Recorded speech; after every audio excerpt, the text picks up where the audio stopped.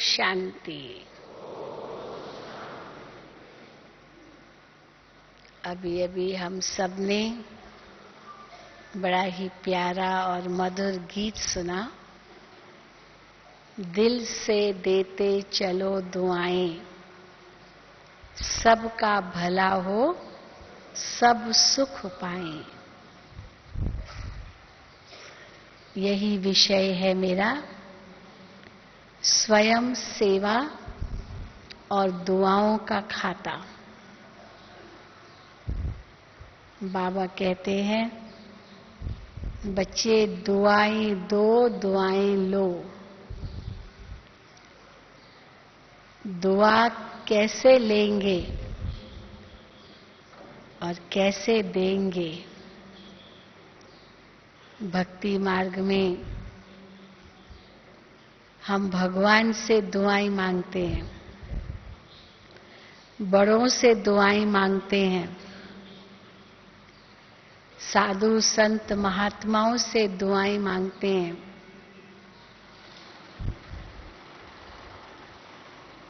अपने हमजिन्स से भी दुआएं मांगते हैं। यहाँ तक कि छोटों से भी दुआएं मांगते हैं।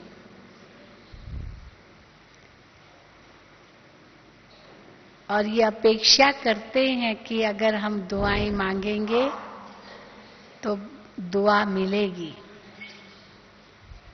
परंतु बाबा क्या कहते हैं, बच्चे दुआएं मांगने से नहीं मिलती। दुआ तो अपने आप निकलनी चाहिए किसके प्रति। अगर मैं दुआ मांगूं और आप दें हमें, वो कोई दुआ नहीं हुई। अपने आप निकले किसके मन से, किसके प्रति, वो दुआ सच्ची दुआ होती है। मांगी और हमको किसी ने दुआ की, अच्छा चलो तुम ठीक हो जाओगे, अच्छा आयुष्मान भव, अच्छा तुम निरोगी हो जाओगे, ये दुआ करते हैं। क्योंकि मैंने मांगी दुआ कि मुझे आप दुआ करो मैं ठीक हो जाऊं, और किसने कहा अच्छा मेरी दुआ है आप ठीक हो जाओ। परंतु वास्तव में दुआ मांगी नहीं जाती है। कोई तो चलो किसने कहा और मैंने खुश करने के लिए कह दिया, पर खुश करने के लिए कह देने से कोई दुआ नहीं मिलती है।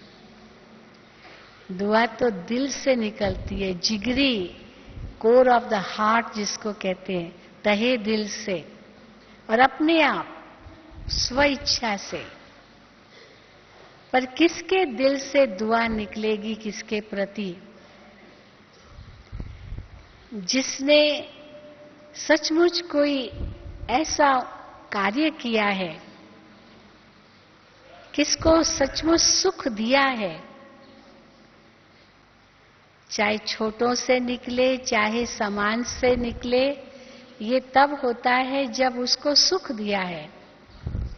बड़ों को भी सुख दिया है, जैसे माता पिता की दुआएं तब निकलती है बच्चों के प्रति जब माँ बाप को इतना सुख दिया है। तो सचमुच दिल से निकलता है, जीते रहो बेटा जीते रहो, क्योंकि कुछ सुख दिया। एक नेत्रहीन को रास्ता पार कराया, कोई बेसहाय को थोड़ा सहयोग दिया, तो उसके दिल से दुआएं निकलेगी, जीते रहो बेटा सुखी रहो, भगवान तुमको शक्ति दे, ये दुआ निकलती है। तो किसी कमजोर की भी दुआ निकलती है।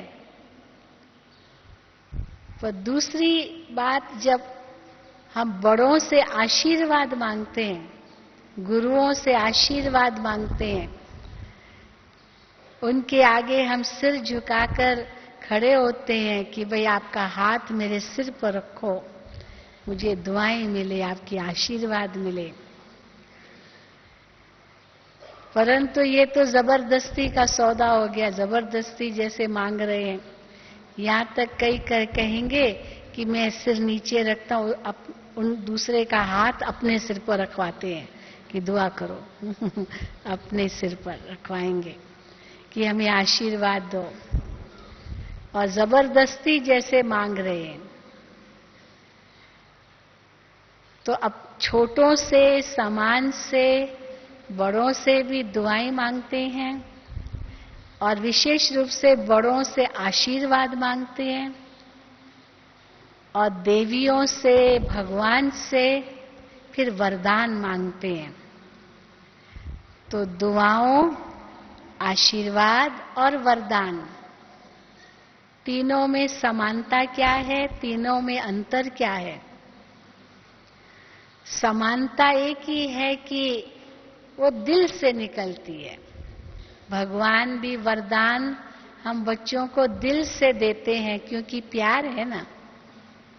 जिससे प्यार होता है, जिससे दिल का दुलार है, जिसके प्रति कई आशाएं हैं, उम्मीदें हैं, तो उनके प्रति भी वरदान भगवान का निकलता है, आशीर्वाद भी निकलती है और दुआएं भी निकलती है।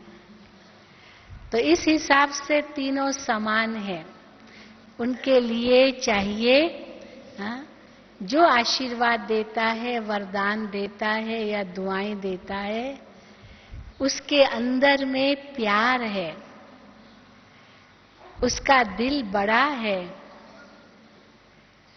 और उसके अंदर उम्मीदें हैं, आशाएं हैं, इच्छाएं नहीं है। आशा और इच्छा में भी अंतर है। इच्छाएं तो कभी स्वार्थ की भी इच्छाएं होती है, पर आशाएं तो उसके प्रति होती है कि ये तो महान बन के दिखाएगा, ये तो नाम रोशन करेगा, ये आशाएं होती है। तो विषय तो मेरा इस प्रकार है कि स्वयं सेवा और दुआओं का खाता। तो हम अपने खाते में दुआओं का खाता कैसे जमा करें, जिसको बाबा कई बार कहते हैं कुछ दवा कुछ दुआ। दवा से इतना फायदा नहीं होगा जितना दुआ से होगा। दादी जी के लिए बाबा कई बार मुरलियों में कह चुके हैं कि कैसे दादी जी को बीमारी तो थी, पर जैसे सूली से काटा हुआ। क्यों? क्योंकि दादी को कभी पेन का कभी महसूसता नहीं हुई। जब भी दादी से पूछते थे कि दादी आपको कहीं दर्द है, दादी आपको कोई तकलीफ है, दादी कहे बिल्कुल नहीं, बिल्कुल नहीं, बिल्कुल नहीं। जैसे चेहरा तो सदा खिला हुआ रहता था और पता तो था बहुत सारा अंदर कुछ है, मामला गड़बड़ का है, लेकिन दादी का चेहरा सदा खिला हुआ।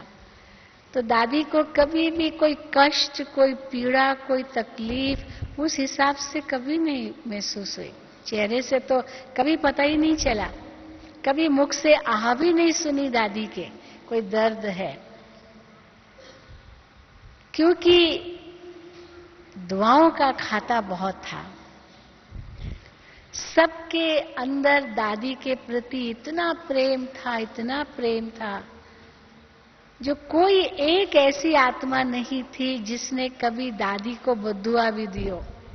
नहीं तो हम लोग कई बार दुआएं भी पाते हैं, पर कई बार कुछ ऐसे मुख से शब्द निकल गया, कोई कड़वा बोल दिया या किसी को मेरे से दुख पहुंचा तो बद्दुआ भी मिलती है, क्यों नहीं?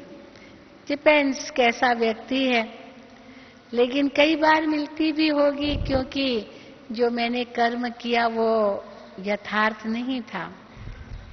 यहां तक भी कोई शब्द कह दे, ऐसे तुमने क्यों किया, ये क्या किया, ऐसे तुमने करके बहुत बड़ी भूल की, ये भी जैसे एक बद्दुआई लगती है, भाई भूल हो गई मेरे से।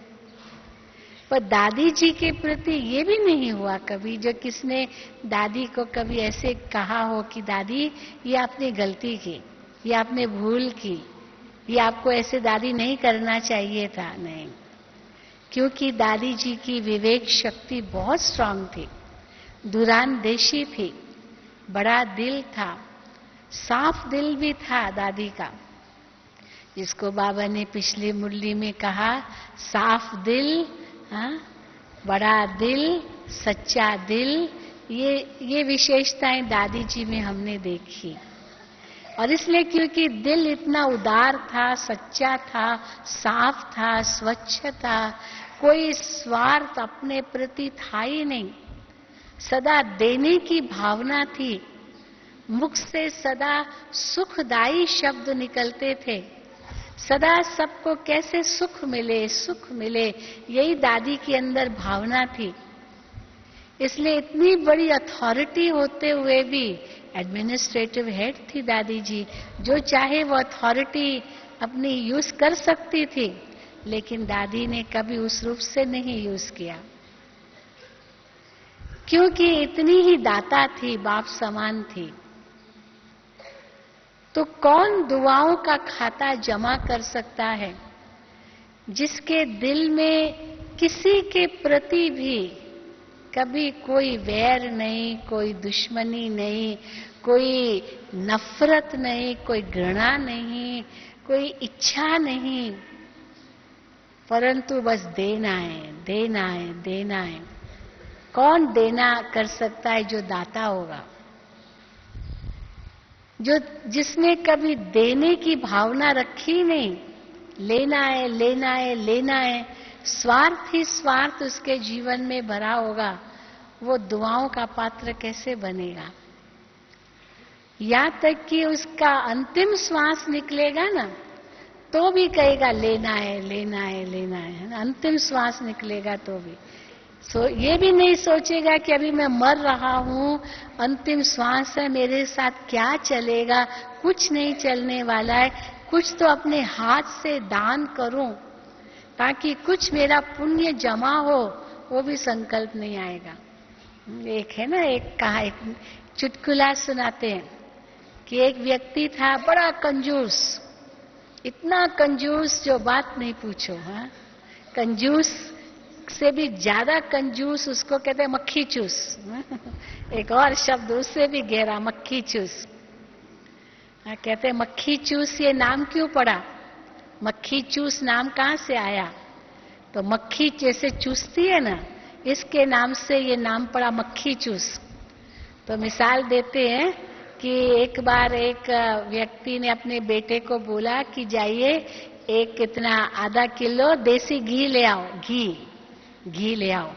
तो लेकर आया बच्चा डब्बे में आधा किलो। तो जैसे डब्बा का ढक्कन खोला तो देखा अंदर मक्खी पड़ी हुई है। अब बाप को गुस्सा आ गया, ये क्या मक्खी पड़ी हुई है? इस तो का कोई बात नहीं, बेटे ने बेचारा डर गया। तो उसने क्या किया, वो जल्दी जल्दी मक्खी निकाल करके फेंक दी ताकि पिता ज्यादा गुस्सा न करें। तो क्या ये मक्खी कैसे पड़ी इसमें? तो कहा पिताजी देखा नहीं मैंने, पता नहीं। और उसने फेंक जो दी, फिर उसने कहा अच्छा मक्खी कहाँ फेंकी? तो कहा पिताजी वो तो फेंक दी। तो कहा मक्खी फेंकी क्यों? मक्खी को भी चूसना चाहिए था ना, क्योंकि इतना घी जो पी गई होगी, इसलिए उसको भी चूसो। वो भी थोड़ा सा तो दो बूंद घी का मिल जाएगा जो मक्खी ने पिया हो, उसको भी चूसो। तो इसलिए कहते हैं कंजूस तो कंजूस लेकिन मक्खी चूस। इस पर एक और चुटकुला आता है कि एक व्यक्ति डूब रहा था, बड़ा कंजूस व्यक्ति था, बड़ा कंजूस। चमड़ी जाए पर दमड़ी न जाए, ये भी एक कहावत है हिंदी के अंदर, चमड़ी जाए पर दमड़ी न जाए। तो डूब रहा था बिल्कुल। अब बहुत लोग आए कि डूब रहा है, डूब रहा है, डूब रहा है आदमी। तो एक व्यक्ति कूदा उसको बचाने के लिए। तो उसने कहा कि अपना हाथ दो, अपना हाथ दो, अभी डूब रहा है तो हाथ देगा तभी तो उसको उठा सकेगा ना, उसको बाहर निकाल सकेगा पानी से। तो वो तो हाथ ही ना दे, अपना हाथ ही ना दे। उसको फिर से कहा दो हाथ दो। वो ऐसे ऐसे करे, क्योंकि देना तो उसको आता ही नहीं था, लेना ही आता था। तब उस व्यक्ति को याद आ रहा है ये तो वही व्यक्ति है जो कंजूस आदमी है। तो कहा अच्छा, पर उसके अंदर में था कि किसकी जान बचाऊं। तो कहा अच्छा मेरा हाथ लो, तो फटाफट पकड़ लिया। मेरा हाथ लो। तो लेना आता था लेकिन देना नहीं आता था। तो दुनिया में भी ऐसे कई लोग हैं जो इस प्रकार की मेंटालिटी या ऐसी वृत्ति दृष्टि वाले हैं। पर बाबा ने हमको क्या बनाया? ये कर्मों का कई जन्मों का हिसाब किताब है, जो चुकतू हो रहे हैं, कुछ नए बन रहे हैं। लेकिन इस संगम युग पर बाबा कहते हैं कि अब तुम बच्चों को घर चलना है। अब तुम बच्चों को अपना सारा हिसाब किताब यहीं चुकतू करना है। तुम रॉयल बाप के रॉयल बच्चे हो, जैसे आज भी बाबा ने मुरली में कहा। तो रॉयल बच्चे क्या करते हैं? मान लो किसी ने कुछ दान दिया, फिर दान दिया हुआ अगर सोचते भी हैं ना कि हमने दान किया, ये भी रॉयल्टी नहीं है। मैंने इतना तुमको दान किया, मैंने ये तुमको दिया, वो भी रॉयल्टी नहीं है। दान की हुई वस्तु भी अगर याद आ जाए तो वो दान कहाँ हुआ? इसीलिए कई बार हम कहते हैं ना, भाई त्याग तो किया, पर त्याग किया है, त्याग किया है, त्याग किया, ये मन में सोच रहे हैं, तो वो भी त्याग नहीं है। इसलिए सच्चा त्याग हम किसको कहेंगे? कि त्याग का भी त्याग हो, कि त्याग किया उसका भी त्याग हो, वो भी मन से ना आए कि ये कोई त्याग किया। क्योंकि ये तो हम जानते हैं ना कि त्याग क्या किया, ये तो भाग्य बनाया है। कई लोग हम लोगों के पास आते हैं, कहते आप लोगों का तो बड़ा त्याग है। हम कहते क्या त्याग किया है? कुछ भी नहीं। जैसे सब खाते पीते पहनते सब घूमते, हम लोग भी कौन सा त्याग है हमारा? तो कहा क्यों नहीं है बहन जी आप लोगों का त्याग? सफेद कपड़े पहनते इतना बड़ा त्याग है। हम कहते अच्छा है ना, कौन सी बड़ी बात है। और ही अच्छा है अगर केवल 4 ड्रेस होगी हमको तो हमें कभी भी दुख नहीं होगा, कोई बात नहीं, 4 ड्रेस ही है। पर जो रंगीन कपड़े पहनते हैं उनको 4 ड्रेस हो तो दुखी हो जाए। हाय 4 ड्रेस 4 दिन पहन ली, फिर क्या पहनेंगे? वही फिर से पहनेंगे, कहेंगे ये क्या, इनके पास कपड़े नहीं है क्या? वो पहना तो उसने आज फिर से पहना, क्योंकि रंग तो वही है। तो चिंता हो जाएगी। हम लोगों कम से कम चिंता तो नहीं होगी, 4 ड्रेस ही है तो कोई चिंता तो नहीं। इसलिए और ही अच्छी बात है। फिर कहेंगे आप टीवी नहीं देखते हो, आप ये नहीं करते हो, आप ये नहीं करते हो, हमारा त्याग गिनते हैं। हम कहते हैं इसमें तो और ही भला हमारा कितना समय बच जाता है। आज टीवी के पीछे मनुष्य इतना समय वेस्ट करता है, बात नहीं पूछो। वही दृश्य बार बार देते रहते हैं। कहाँ तक देते रहेंगे? 24 घंटा देना है टीवी, तो क्या करेंगे? वही रिपीट करते रहेंगे। तो और ही अच्छा है, बाबा ने निश्चिंत कर दिया, ये टीवी क्या, टीबी की बीमारी है, इनके पीछे क्या पड़ना। कोई जरूरी न्यूज है तो चलो मिल जाएगी। कोई कहेंगे देखो क्या क्या मनुष्य कैसे घूमते फिरते हैं, होटलों में क्या खाना पीना इनका मौज करते हैं, आप लोग तो उसमें हो ही नहीं। हम कहते और ही अच्छा।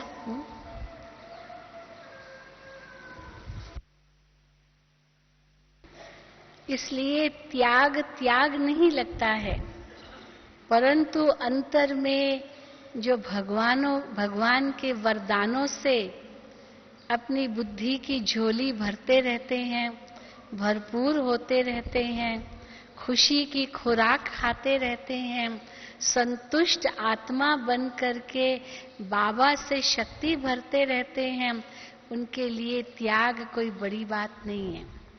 परंतु ये भाग्य है, जो इतना भाग्य हम भगवान के पास जमा कर रहे हैं। तो जब ये बुद्धि में आ जाता है तो हम महसूस करते हैं कि बाबा से हमने इतना पाया है, इसलिए हमें देना है। क्या देना है? ये नहीं है कि चलो धन मिला बांटते जाओ, सबको खाना खिलाते जाओ, ये सब देते जाओ, इस प्रकार से नहीं। और ही कई लोग हमें कहते हैं कि आप लोग सामाजिक कार्य क्यों नहीं करते हो? जैसे और संस्थाएं सामाजिक कार्य करती है, भिखारियों को खिलाते हैं, कितने अनाथ आश्रम खोल के रखे हैं, क्या क्या ये सब चलते रहते हैं। आप लोग भी ऐसे ही करो जैसे अन्य संस्थाएं करती है। तो बाबा कहते हैं ये तो दान का पैसा यहाँ आता है, ये तो आध्यात्मिक संस्था है। हाँ, बाबा के कार्य के लिए हम कितना भी धन खर्च करें, पर ऐसे ही हम बांटते नहीं रहेंगे, क्योंकि ये दान का पैसा है। इसको हम सेवा में लगाते हैं। सेवा हम किसको कहेंगे? सेवा हम तब कहेंगे जिससे किसी का भला हो। तो भलाई किसमें है? आज हम किसी को रोज रोटी तो खिला दे, चलो रोटी खिलाते रहे। एक दिन रोटी नहीं खिलाएंगे मान लो, तो वो व्यक्ति गालियां देना शुरू कर देगा, क्योंकि आदी हो गई, उसको आदत पड़ गई खाने की। मेहनत की कमाई नहीं करेगा तो वो सोचेगा हमको तो यहीं से मिलना है। तो इसीलिए मेहनत की भी कमाई होनी चाहिए, तभी पेट में जाता है भोजन, तो उसका सुख अनुभव होता है, अपनी मेहनत की कमाई है।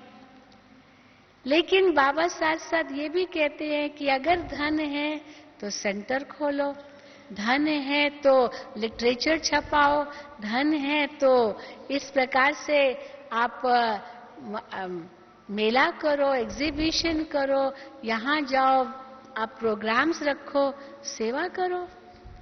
तो अनेकों की दुआएं आपको मिलेगी, जिनको ये ज्ञान प्राप्त होगा, जो आत्माएं तड़प रही है, जो भटक रही है, ईश्वर का ज्ञान पाने के लिए उनके अंदर इतनी तड़पन है, उनको अगर एक आथत मिल जाएगी कि भगवान कौन है, मैं कौन हूँ, मैं क्यों यहाँ जिंदा हूँ, ये अगर उनको पता चल जाएगा तो जैसे उनको संजीवनी बूटी मिल जाएगी।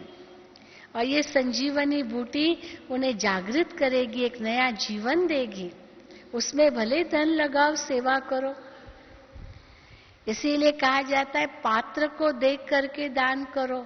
अगर कुपात्र है और दान किया तो वो दान तो निष्फल जाएगा। ज्ञान धन भी ऐसा ऊंचा धन है, वो भी किसको दान करेंगे? जो सचमुच उसके योग्य हो, उसको उसका मूल्य पता हो। अगर मूल्य ही उसका पता नहीं तो ज्ञान दान भी व्यर्थ चला जाता है। इसीलिए स्वयं की सेवा और दुआओं का खाता, इन दोनों का भी आपस में गहरा संबंध है। अगर स्वयं की सेवा नहीं, अंतर में शक्ति नहीं, अंतर में हम भरपूर नहीं और सेवा करने निकले हैं, तो वो सेवा कभी भी फलीभूत नहीं होगी। उस दिन भी बाबा की मुरली में आया, कई बच्चे कहते बाबा हम सेवा तो करते हैं लेकिन सेवा की कोई रिजल्ट नहीं निकलती, तो क्या बाबा हमारी भूल है?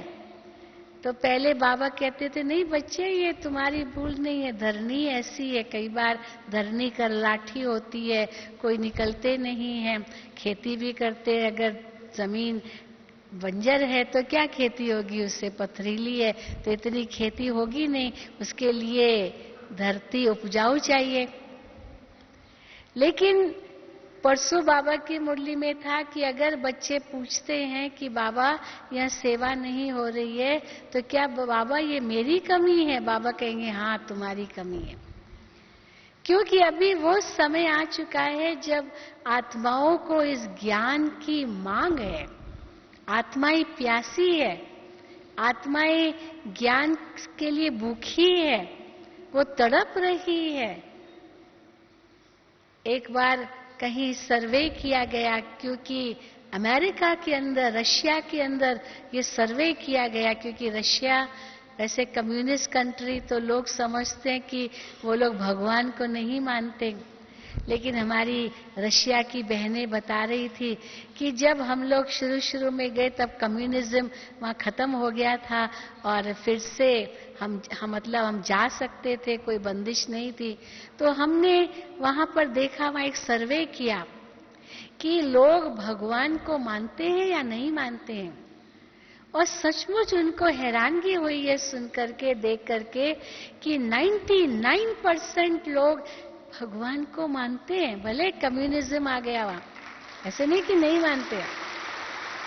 अमेरिका में आप जाइए, वहां पर एक सर्वे किया गया, लोग समझते हैं बहुत धन है, बहुत पैसा है, तो भगवान को नहीं मानते, विज्ञान ही सब कुछ है ये। लेकिन नहीं, बहुत मानते हैं। और आजकल तो दिन प्रतिदिन जो इतना डर बढ़ता जा रहा है, तो इसीलिए भगवान को भी मानना ज्यादा होता जा रहा है। परंतु हाँ, ये अंतर जरूर है कि लोग ज्यादा बुद्धिजीवी हो गए हैं, साइंटिफिक माइंडेड हो गए हैं, तो जो रूढ़िवादी बातें हैं, जो अंधश्रद्धा की बातें हैं, उनसे कतराते हैं, उनसे दूर रहते हैं।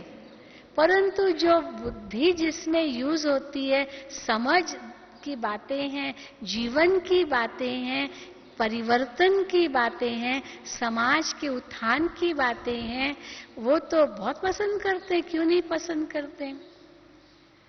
और बाबा ने जो हमें ज्ञान दिया है, ये समय की मांग अनुसार है, क्योंकि इसी समय आते हैं। बाबा ने कल भी मुरली में कहा कि बाबा को जैसे बेआरामी हो गई, मैं जाऊं, बच्चों को ये ज्ञान दूं, बच्चों को सुख दूं, शांति दूं। हाँ, बाबा को बेरहमी हो गई। बाबा चाहते तो भी नहीं आ सकते थे समय से पहले, क्योंकि अभी इसकी मांग है, पहले नहीं थी इतनी। अभी ही मांग है सत्यता को जानने की, ईश्वर को जानने की, शास्त्रों का सार समझने की। लोग समझते इतने सारे शास्त्र कौन पढ़ेगा, किसके पास फुर्सत है, सार मिल जाए। आजकल तो सब यही चाहते, कैप्सूल फॉर्म में सब मिल जाए। हाँ? आयुर्वेदिक गोलियां भी कैप्सूल फॉर्म में, पहले तो एलोपैथिक दवाइयां कैप्सूल फॉर्म में मिलती थी, अभी आयुर्वेदिक गोलियां भी कैप्सूल फॉर्म में मिल जाती। भाई ये नहीं, ये पीसना पड़े, ये इससे मिलाना पड़े, इससे इतना हिस्सा, इतना हिस्सा, इतना हिस्सा। आयुर्वेद में तो ये सब करना पड़ता था ना। चलो कैप्सूल एक मिल गया, खा लो, पूरा हो गया। आयुर्वेद की गोलियां भी ऐसी है। तो कैप्सूल फॉर्म में चाहते हैं, समय नहीं है जो बैठ करके और बातों में जाए। इतने सारे पोथे पढ़े, शास्त्र पढ़े, ग्रंथ पढ़े, आदि आदि पढ़े, सार चाहिए। क्योंकि समय भी ऐसा आ गया है, जैसे परीक्षा के दिन नजदीक आते हैं तो विद्यार्थी कोई सारे साल की पुस्तकें थोड़ी पढ़ते हैं, कहाँ फुर्सत है। 2 दिन के बाद परीक्षा है और सारे किताब लेकर के बैठेंगे क्या? नहीं, इम्पोर्टेंट क्वेश्चंस क्या आएंगे या वो एसेंस चाहिए हर चीज का, बस वो बुद्धि में बैठ जाता है और जाकर के एग्जाम देते हैं। वही चाहिए, वही जो काम के क्वेश्चंस आ सकते हैं वही पढ़ना है, वही सार बुद्धि में रखना है। ये नहीं कि कोई रटते रहना है सारा, कहाँ तक रटते रहेंगे। तो बाबा भी कहते आज तक जो कुछ भी तुमने पढ़ा सुना वो सब विस्तार के रूप में था, बहुत विस्तार। और जो चीज बहुत विस्तार में जाती है ना, धीरे धीरे वो असार बन जाती है। ये भी देखा गया है। कोई भी बात, किसी कहानी को भी आप बहुत विस्तार में लेते जाओ, धीरे धीरे वो असार बनती जाएगी, उसका सार ही खत्म हो जाएगा। पर जितना बाबा कहते एसेंसफुल, उतना ही वो शक्तिशाली होता है। जितना ही सार युक्त होता है उतना ही शक्तिशाली होता है। एक सैकरीन की छोटी सी गोली कितना मिठास देती है। तो बाबा ने भी जो हमें ये ज्ञान दिया है या योग सिखाया है या जो धारणा की बात सुनाते हैं या जो सेवा हम बच्चों से करवाते हैं, ये सारा एसेंस की बातें हैं। ज्ञान भी एसेंस है, विस्तार है क्यों नहीं। इतना विस्तार है कि 72 सालों से सुनते आ रहे हैं। और इतना सार है कि बाबा कहते हैं बस अलफ और बे, बस ये 2 अक्षर ही याद करो और कुछ भी पढ़ने की जरूरत नहीं है। बाप और वर्षा, घर और सुखधाम और शांति धाम, बस यही याद करो। कहीं भी बच्चे जाने की जरूरत ही नहीं है, ज्ञान का सार मिल गया जीवन को। योग के लिए भी कुछ और करने की जरूरत नहीं है, बस आत्मा समझ करके मुझ बाप को याद करो, बाप की पहचान मिल गई। यहां तक कि बाबा कहते आगे बढ़ो ही नहीं जब तक उसको बाप का पूरा परिचय नहीं मिला हो। जब तक वो आत्मा अभिमानी नहीं बना है तब तक आगे बढ़ो ही नहीं, उसको पक्का कराओ, पक्का कराओ। और शुरू से लेकर अंत तक ये पहला पाठ तो पक्का हो ही रहा है, अभी तक हो रहा है। अपने आप को आत्मा समझ मुझे याद करो, यही सारे ग्रंथों, शास्त्रों, वेदों का सार है। और ये अगर जीवन में आ गया, उतर आया जीवन में, तो कैसे हम दुआओं के पात्र बन जाते हैं अपने आप, क्योंकि हमारी दृष्टि, हमारी वृत्ति, हमारी स्मृति, हमारी स्थिति, कृति, ये सब कुछ बदल जाता है। आज इसी के अभाव के कारण ही संसार इतना गिरता जा रहा है, क्योंकि न आत्मा को जानते न परमात्मा को जानते हैं। कई लोग हम लोगों को कहते हैं, ब्रह्मा कुमारियां सारा दिन आत्मा परमात्मा, आत्मा परमात्मा यही बोलती रहती है। अरे यही तो सार है, आत्मा परमात्मा ही तो जीवन का सार है। और बाबा ने इतना सिंप्लीफाई हमें करके दिया है, जो छोटा बच्चा भी समझ जाए आत्मा और परमात्मा को। और दुनिया में इन्हीं दो को इतना विस्तार में ले गए हैं, जो मनुष्य बिल्कुल अनुभव करते से सूती मूंझ गया, आत्मा क्या है, परमात्मा क्या है, कुछ पता नहीं। इसीलिए अंदर में शक्ति नहीं भरती। आत्मा के ज्ञान से, आत्मा के अनुभूति से कैसे ये सारे विकार अपने आप भाग जाते हैं। कई अपना अनुभव सुनाते हैं कि हम जीवन में पवित्रता चाहते थे, लेकिन कैसे जीवन को पवित्र बनाए ये पता ही नहीं था। शास्त्र खूब पढ़ डाले कि जीवन मेरा पवित्र बन जाए, लेकिन फिर भी नहीं बन सका। परंतु जैसे ही बाबा का ज्ञान मिला, बस आत्मा का ज्ञान मिला, परमात्मा का ज्ञान मिला, बिल्कुल दृष्टि मेरी इतनी पवित्र हो गई, जो अभी मैं सोचता हूं कि ये तो चमत्कार हो गया, तो जादू हो गया। ये कैसे हुआ? क्योंकि खुद का ज्ञान मिला, परमात्मा की पहचान मिली। अभी भटकना बंद हो गया, मन से भटकना भी बंद हो गया, तन से भटकना भी बंद हो गया। पहले मन से भी भटकते थे, तन से भी भटकते थे। कहां से कुछ मिल जाए, कुछ मिल जाए, कुछ मिल जाए। जैसे कोई इतना बेसहाय हो तो सोचेगा तिनके का सहारा ही सही, वही मिल जाए, तिनका ही मिल जाए। इसीलिए भटकते रहे। अब तो लगता है जैसे खान मिल गई, खान की चाबी ही मिल गई। स्वयं भगवान हमें कहते हैं, बच्चे मैं बैठा हूं, मैं तुमको मदद करने बैठा हूं, तुम बोझ मुझे दे दो, बस तुम केवल देते जाओ। जो बाबा ने भंडारा दिया है वो भरपूर है, वो बांटते जाओ, मांगने की जरूरत नहीं है। और अगर भगवान के कार्य में सच्चे सच्चे सहयोगी बने, साथी बने, उनकी श्रीमत पर चल रहे हैं, पक्के आज्ञाकारी हैं, वफादार हैं, फरमान बरदार हैं, सच्चा दिल है, साफ दिल है, तो भगवान जिम्मेदार है हमारा।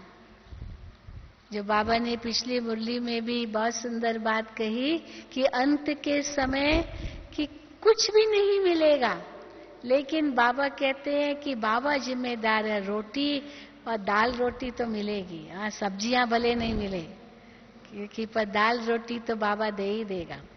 चलो वो भी अगर नहीं मिली तो बाबा वतन में बुला करके शुभी रस पिला देगा, पेट भर जाएगा ये भी हो जाएगा, क्यों नहीं होगा। बाबा जिम्मेदार हैं, परंतु उसके लिए हम दुआओं के पात्र बने। कैसे आत्माओं की दुआएं हमें मिले, जिसको बाबा कहते हैं, कई बार बच्चे चार्ट रखते हैं और कहते हैं कि इस चार्ट में मैंने क्या नोट किया, आज किसी को दुख नहीं दिया, आज मुख से कोई अपशब्द नहीं कहा, आज मैंने किसी को डांटा नहीं, हाँ दिया दी, ये नहीं किया, ये नहीं किया, हाँ ये तो मेरा चार्ट बहुत अच्छा है। लेकिन ये नहीं किया, ये नहीं किया, इसीलिए चार्ट अच्छा है, ये कोई चार्ट नहीं होता है। दुख नहीं दिया ये चार्ट नहीं है, बस सुख कितना दिया ये चार्ट है। अपशब्द नहीं कहे, कटु वचन नहीं कहे, ये चार्ट नहीं है। लेकिन मधुर वाणी कितनी बोली, ये चार्ट है। प्रेम से व्यवहार कितना किया, ये चार्ट है। कितनों के अंदर से दिल से दुआ निकली आपके प्रति क्योंकि आपने उनको सहयोग दिया, ये चार्ट है। ये चार्ट हम तब भर सकते हैं जब अंदर में ये लगन होगी कि हमें सबकी दुआएं लेनी है और दुआएं लेने के लिए मुझे देना है, सेवा करनी है। ये तन से सेवा करेंगे तो बाबा कहते तन तंदुरुस्त बनेगा। हड्डी हड्डी सेवा में देनी है। दधीची कोई और नहीं था, हम ही वो दधीची ऋषि हैं जिन्होंने अपनी हड्डियां बाबा की सेवा में दी है। तो बाबा कहते ये हड्डियां बाबा की सेवा में देंगे तो आपकी हड्डियां मजबूत होगी, ये तन निरोगी बन जाएगा। क्योंकि दुआओं के पात्र बने, तन से सेवा की तो तन निरोगी बन जाएगा। खुशी की खुराक मिलती रहेगी, मन का असर तन पर तो पड़ता ही है। तुरंत फल मिलेगा, प्रत्यक्ष फल मिलेगा। भविष्य का फल तो बाद की बात है, पर प्रत्यक्ष फल उसी समय मिल जाता है। खुशी। कई बार कहते हैं बच्चे, कहते हैं पहले मैं स्वयं की तो सेवा करूं तब दूसरों की सेवा करूं, पर बाबा कई बार कहते साथ साथ रहे। समझो मेरी मूड ऑफ है, मैं आज किसी को कोर्स नहीं कराऊंगा, किसी को ज्ञान नहीं समझाऊंगा, मेरी स्थिति ठीक नहीं है। हाँ? सिर में बहुत दर्द हो गया, परंतु क्यों सिर में दर्द हुआ? क्योंकि सोचा ज्यादा, कोई सेवा नहीं की इसीलिए हड्डियां दर्द कर रही है। सेवा करो तो हड्डियां ठीक हो जाए। तो नहीं की, फिर अगर सेवा आती है कहेंगे तबीयत ठीक नहीं है, तो और ही दुआओं का खाता बनाने की बजाय जो फायदा के बदले और ही नुकसान हो जाता है। क्योंकि मूड तो ऑफ हो गई है तो खाते में तो बैलेंस तो नीचे ही जाएगा, क्योंकि यूज की वो शक्ति को यूज ही कर रहे हैं, जमा तो कुछ किया नहीं। परंतु मान लो अगर तबीयत नहीं भी ठीक है, हो सकता है सिर दर्द भी हो, परंतु उस समय अगर किसी की जाकर के सेवा की, किसको भगवान का परिचय दिया, आत्मा का परिचय दिया और उसको इतनी खुशी हुई कि अरे आज तो मैंने अब सत्य ज्ञान प्राप्त कर लिया, वो खुशी जो उसको प्राप्त हुई वो तुरंत उसका शेयर आपको दुआ के रूप में मिल जाएगा और आपका सिर दर्द गायब हो जाएगा। जो सिर दर्द के लिए गोली खानी पड़ेगी वो नहीं जरूरत पड़ेगी, क्योंकि दुआ मिल गई, आपका सिर दर्द गायब हो गया। तो दुआओं का खाता कैसे जमा करेंगे? जो बाबा कहते हैं जिसका हाथ सदा ऐसे है। देवियों का कैसे दिखाते हैं? या तो ऐसे हाथ दिखाएंगे, वरदानी हाथ दिखाएंगे, या तो ऐसे दिखाएंगे, या तो ऐसे दिखाएंगे। ये तीन तरीका है। ऐसे लक्ष्मी का हाथ कैसे दिखाते हैं?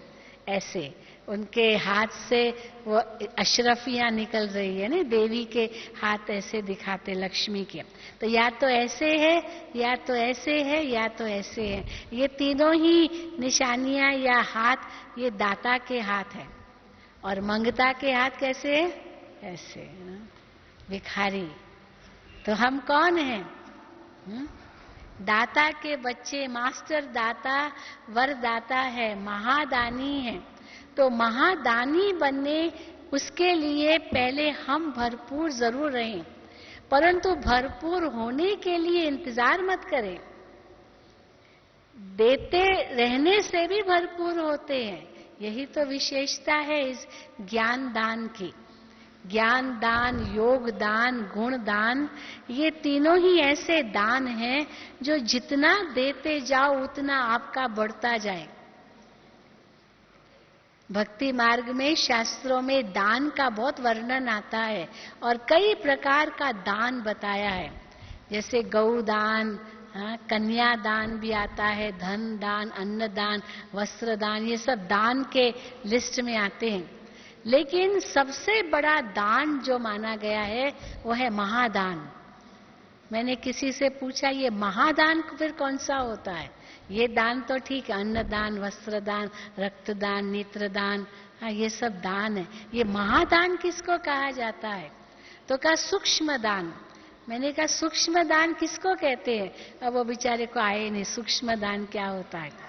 तो सूक्ष्म दान किसको कहेंगे? बाकी सब है स्थूल दान, अन्नदान, वस्त्रदान, सब स्थूल दान है। तो सूक्ष्म दान कौन सा कहेंगे? ज्ञान दान, गुण दान और शक्ति दान। तो ज्ञान दान करते हैं वाणी के द्वारा, गुण दान करते हैं कर्म के द्वारा और शक्ति दान करते हैं मन के द्वारा। ये तीनों इतना बड़ा दान है जो जितना करो उतना कम ही है। कई बार ऐसे होता है कि वाणी द्वारा दान हम किसको करें? कोई नया व्यक्ति हो, नया कोई जिज्ञासु हो तो हम उनको वाणी का दान करें, परंतु कोई नया जिज्ञासु नहीं है, सब आपस में ही ब्राह्मण हैं। तो बाबा कहते हैं ब्राह्मणों को दान नहीं किया जाता है, ब्राह्मणों को तो सहयोग दिया जाता है। हाँ, वैसे भी जब ब्राह्मण लौकिक में भी जब ब्राह्मण आते हैं तो उनको दान थोड़ी देते हैं, कहेंगे दक्षिणा, दक्षिणा देते हैं, खाना भी खिलाएंगे और साथ साथ दक्षिणा भी देंगे, दान दे रहे हैं ये नहीं कहेंगे। तो बाबा कहते हैं ब्राह्मणों में भी दान नहीं होता लेकिन सहयोग होता है, हम एक दो को सहयोग देते हैं। परंतु मान लीजिए कोई बाहर का जिज्ञासु नहीं है तो आपस में भी कैसे एक दो को सहयोग देंगे?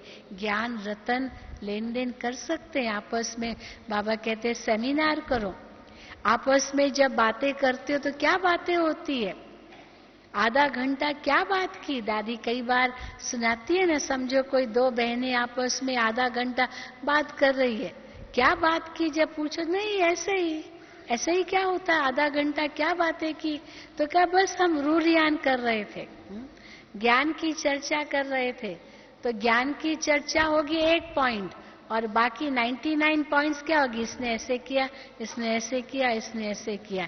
तो ये ज्ञान की रूरियान थोड़ी हुई, ये तो समय वेस्ट हुआ, ये तो शक्ति वेस्ट हुई, ये तो वाणी वेस्ट हुई।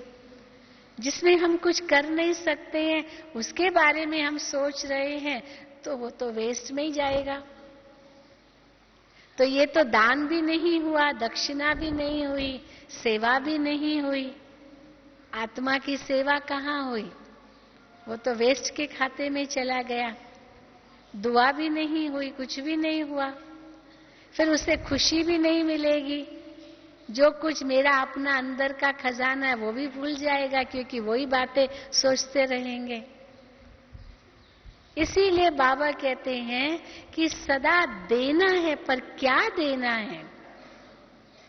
हाँ, अंदर में कुछ किचरा भरा हुआ है तो बाबा के आगे खाली कर दो, आत्माओं के आगे खाली मत करो। कई बार अंदर में बहुत भरा हुआ होता है तो किसको दे? हाँ, बाबा को जरूर देना है, परंतु जो योग्य स्थान है वहां भले दो, पर कैसे दो? ये नहीं कि ईर्ष्या के साथ दो, नफरत के साथ दो, कोई वैर के साथ दो, कोई घृणा के साथ दो, पर शुभ भावना के साथ दो, शुभ कामना के साथ दो। पर ये ऐसी बात है आपके ध्यान पर दे रहे हैं, फिर न्यारे प्यारे हो जाओ। तो बड़ों तक वो बात भी आएगी, बाबा तक भी वो बात पहुंच जाएगी जरूर। फिर बड़े जाने बाबा जाने, आप न्यारे प्यारे हो जाओ और आप दाता बन करके शुभ भावना शुभ कामना करते जाओ। तो इसीलिए बाबा हम बच्चों को कहते हैं, बच्चे तुम्हें सेवा करते रहना है, दाता बन करके देते रहना है। मन में कोई भी ऐसा व्यर्थ संकल्प आएगा तो दाता नहीं बन सकेंगे। अशुद्ध तो चलो नहीं आएगा, ब्राह्मण बन गए तो अशुद्ध तो शायद न भी आए, परंतु व्यर्थ तो बहुत आता है। इसीलिए बाबा ने कहा है 3 बिंदी लगा दो। अगर व्यर्थ का खाता खत्म करना है तो 3 बिंदी लगा दो। कौन सी 3 बिंदी? मैं आत्मा बिंदी, बाबा बिंदी, ड्रामा बिंदी। ये व्यर्थ का खाता खत्म हो जाएगा इससे। देखो हम ब्रह्मा बाबा का अनुभव बाबा की मुरली से समझ सकते हैं कि ब्रह्मा बाबा कितना पुरुषार्थ करते होंगे। जब बाबा की मुरली पढ़ते हैं तो उसमें कई बार ब्रह्मा बाबा के मन में क्या विचार है वो बाबा वाणी में सुनाते हैं। बाबा देखते हैं बच्चे पुरुषार्थ नहीं कर रहे हैं, बच्चे बहुत ढीले हैं, बच्चों में अभी तक बहुत कमियां हैं, बहुत खामियां हैं, बच्चे योग में तो नहीं है अलर्ट। तो बाबा बच्चों की स्थिति को देख करके फिर क्या कहेंगे, कल पहले भी ऐसे हुआ था। ब्रह्मा बाबा को भी अपने अंदर संतोष तो धारण करना होता है, तो ब्रह्मा बाबा अपना पुरुषार्थ बताते हैं कि मैं फिर सोचता हूँ कोई बात नहीं, क्या कर सकते हैं, ड्रामा में इनका पार्ट ही ऐसा है। क्योंकि सतयुग में सब चाहिए, महाराजा महारानी भी चाहिए, तो प्रजा भी चाहिए, तो नौकर चाकर भी चाहिए, दास दासियां भी चाहिए, तो दास दासी के भी दास दासी चाहिए, है ना। एक होता है राजा के दास दासी, दूसरे होते हैं प्रजा के दास दासी, तीसरे होते हैं दास दासी के भी दास दासी, जिसको कहते हैं नौकर के चाकर, चौकर चाकर के चौकर। ये हिंदी में कहा जाता है, नौकर चाकर फिर चौकर। मैं एक बार अमेरिका में जब गई थी तो वहां किसी के घर में गई थी, तो वो उस दिन उसकी सर्वेंट आई थी, मेड सर्वेंट। हफ्ते में एक ही दिन वो आती थी, क्योंकि सारा 6 दिन तो नहीं आती, वो खुद ही नौकरी पर जाते हैं, धंधे पर जाते हैं, घर में कोई होता ही नहीं है। तो 6 दिन तो घर जैसे बंदी पड़ा है, या सफाई करने का मौका नहीं, कपड़े धोने का मौका नहीं, टाइम ही नहीं है। चलो एक दिन सर्वेंट आती थी और सारे घर की सफाई एक दिन में, ब्रशिंग या जो कुछ ब्रूमिंग या जो कुछ भी धोना करना सब कुछ। तो मैंने देखा वो बहन कैसे आई, अपनी गाड़ी में आई, कार में आई। तो फिर मैंने उस सर्वेंट से पूछा कि अच्छा आप कार में आई तो आपके घर में सफाई कौन कर रहा है? तो बोला मेरे घर में दूसरे नौकर आते हैं, मेरे घर में दूसरे नौकर आते हैं काम करने के लिए, और मैं इनके घर में हफ्ते में एक बार आती हूँ, और जितना ये हफ्ते में एक बार आती है और तनख्वाह लेती है, उतना उनके घर में 4 बार आते होंगे और तनख्वाह लेते होंगे। तो नौकर के भी चाकर, फिर उनके भी चौकर, ऐसे होंगे ना।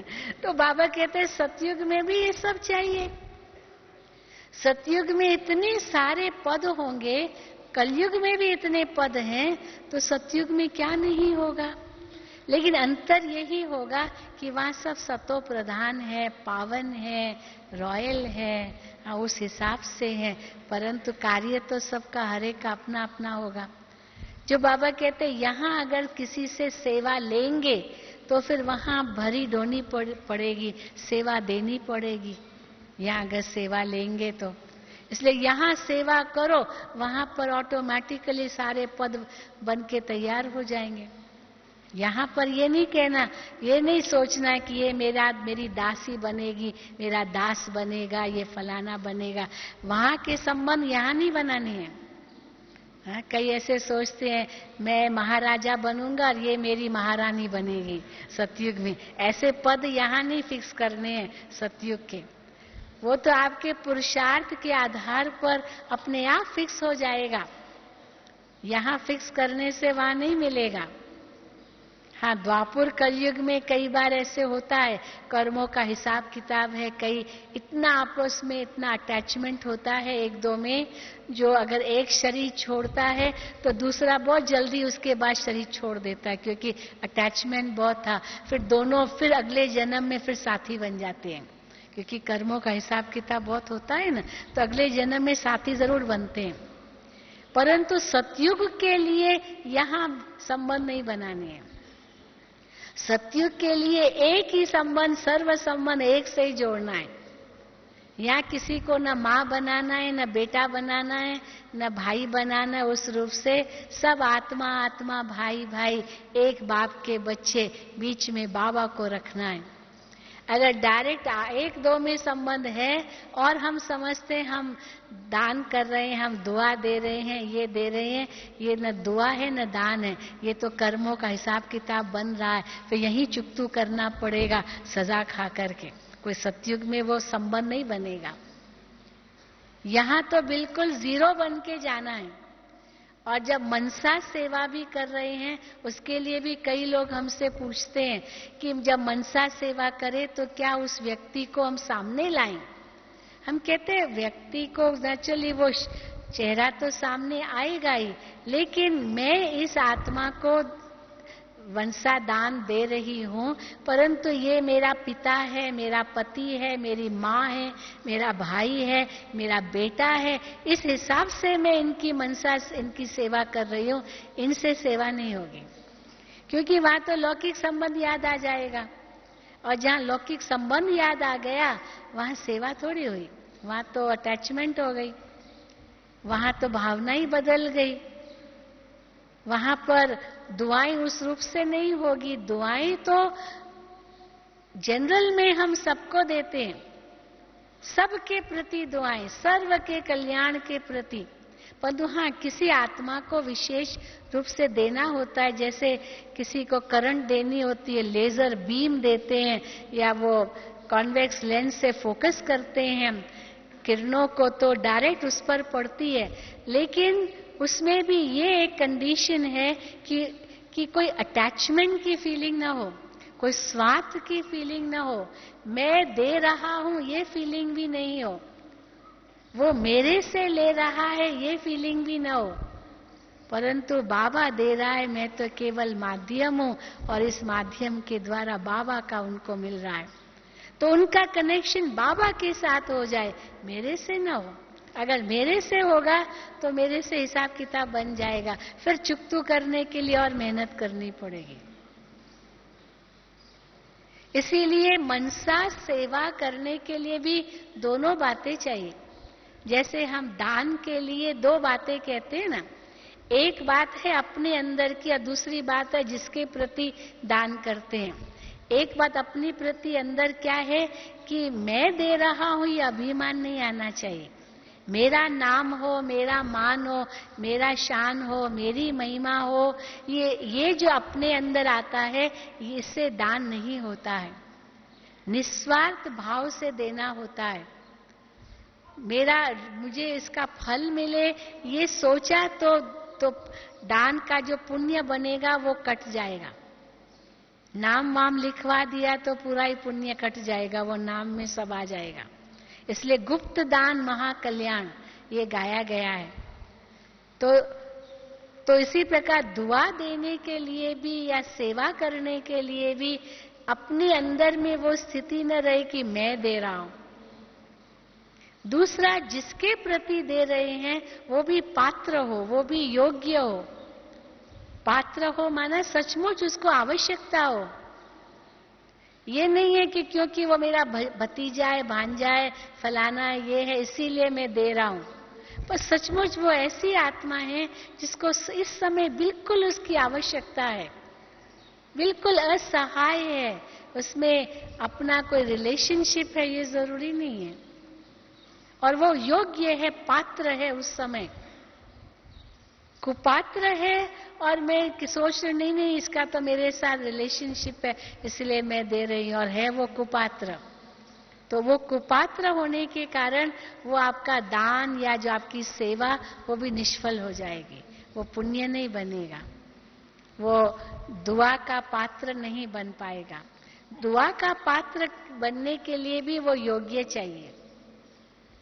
तो मेरे शब्द भी वो व्यर्थ चले जाएंगे, भले मैंने कितने भी ऊंचे शब्द कहे हो। इसीलिए बाबा कहते हैं दुआ तब निकले जब सचमुच एक ऐसी अनुभूति अंतर में हो, तब दुआएं निकल सके। और वो दुआएं हमारे अंदर में तब निकले, हमारे अंदर से तब निकले जब हमें भी कोई प्राप्ति हो, और दूसरे भी अनुभव तब करे जब सचमुच वो भी पात्र हो उसके लिए। तो ये लेन और देन के अंदर एक अनलिमिटेड, एक बेहद की वृत्ति चाहिए, तब वो सफलता हमारे दुआ देने और लेने में होगी। इसके लिए स्वयं सेवा तो बहुत जरूरी है। बाबा तो कहते हैं आगे वो समय आएगा जो आपको अपने लिए समय ही नहीं मिलेगा। इतनी आपके पास क्यों लगेगी, लाइन लगेगी, जो आपको अपने लिए समय नहीं मिलेगा, आपको केवल देना ही होगा। इसलिए अभी स्टॉक जमा करो, अमृत वेले उठकर अपने स्वयं की सेवा करो, रात्रि को बाबा के साथ रू रिहान करो, अपनी सेवा करो, मुरली पढ़ो, उस समय विचार सागर मंथन करो, सुनो तब भी मंथन करो, मनन करो, चिंतन करो, उसकी गहराई में जाइए। अपनी सेवा है। सुन रहे हैं और बुद्धि कहीं और है तो ये सुनते हुए भी जैसे नहीं सुन रहे हैं। इसलिए बाबा कई बार कहते हैं मुरली सुनते समय योग है, ये नहीं समझो, ये भी अपने आप को धोखा दे रहे हो, क्योंकि मुरली सुन रहे हैं लेकिन बुद्धि यहाँ वहां भटक रही है, तो मुरली क्या सुन रहे हैं, योग कहाँ है। पर मुरली सुनते समय भी अगर एक टिक, एक लगन से सुन रहे हैं कि बाबा मुझे सुना रहे हैं, ये स्वयं की सेवा है। अव्यक्त बाप दादा की भी हम मुरली सुनते हैं, भले कोई कहाँ भी बैठा हो, परंतु वो उस समय सोचे कि बाबा मुझे सुना रहे हैं, बाबा मुझे दृष्टि दे रहे हैं, तब उसका महत्व समझेंगे, तब उसको अपने अंदर धारण करेंगे, तब वो शक्ति भर सकेंगे। और प्लेन बुद्धि हो और बातें बुद्धि में होंगी तो धारणा भी नहीं होगी।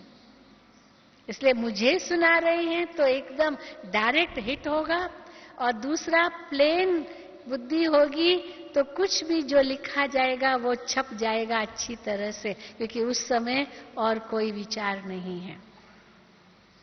तो देते समय भी मैं भी उसके लायक रहूं, कोई हदें न रखूं, और दूसरा भी इतना ही योग्य हो, पात्र हो, तब मेरे दुआओं का भी उसको अनुभव होगा। और मैं भी भरपूर रहूं, संकोच न करूं, कंजूस न बनूं, हिसाब न रखूं, महादानी बन करके द्वार खुला रखूं। बाबा दाता बन के दे रहा है, मैं निमित्त बन के बाबा का बांट रहा हूं। मेरा क्या है, मेरा तो कुछ भी नहीं है। और यही देना नहीं पर सचमुच लेना हो जाएगा, क्योंकि बाबा कहते 1000 गुना, लाख गुना, पदम गुना होकर के प्राप्त हो रहा है। ये संगम युग की महानता है। इस संगम युग पर एक कदम पद्मों की कमाई के बराबर है। द्वापुर कलयुग में तो जितना कमाया उतना खाया, कुछ जमा नहीं हुआ, क्योंकि और ही घाटा हो गया, पाप भी साथ साथ किया। जो पुण्य थोड़ा सा किया, पाप उससे ज्यादा किया, तो खाया ज्यादा, कर्जा ज्यादा चढ़ाया, कमाई कम की। इसलिए कलयुग के अंत में इतना कर्जा जमा हो गया है, जो बाबा कहते हैं इस समय आपको इतना करना है, जो 63 जन्मों का कर्जा भी चुकता करना है और आगे का 21 जन्मों का भी भाग्य बनाना है। तो कितनी मेहनत करनी पड़ेगी। लेकिन फिर भी बाबा कहते हैं मेहनत कम है, मोहब्बत में मेहनत कहाँ लगती है। इसीलिए कमाई ही कमाई है, कदम में पदम की कमाई है। पर जितना ही कदम में पदम की कमाई है, उतना एक कदम पीछे तो पदम का घाटा भी है। देखो बिजनेस में होता है ना, जो बेचारे नौकरी करते हैं, महीने के अंत में उनको तनख्वाह मिलती है, जितनी भी उनको मिलती है, उनकी कोई घटती बढ़ती नहीं है, चलो उतनी मिल जाएगी। लेकिन जो बिजनेसमैन होते हैं, कमाई होगी तो वो भी लाखों में, करोड़ों में, और जब घाटा होगा तो वो भी लाखों और करोड़ों में। कोई छोटा मोटा थोड़ी घाटा होता है।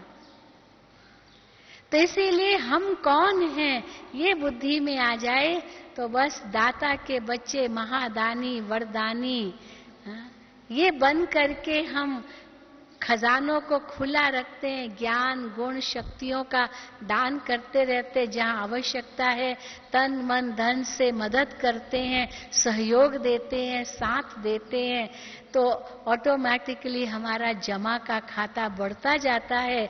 जहां आवश्यकता पड़ी 3 बिंदु लगा दिया और बुद्धि को शांत कर दिया, मन को बाबा में लगा दिया, जितनी आवश्यकता उतना हमने यूज किया, सफल किया, तो देखो ये जन्म तो सफल होगा ही, लेकिन जन्म जन्म सफल करेंगे। तो यहाँ किस लिए आए हो? बाबा कई बार पूछते हैं मधुबन में क्यों आते हैं?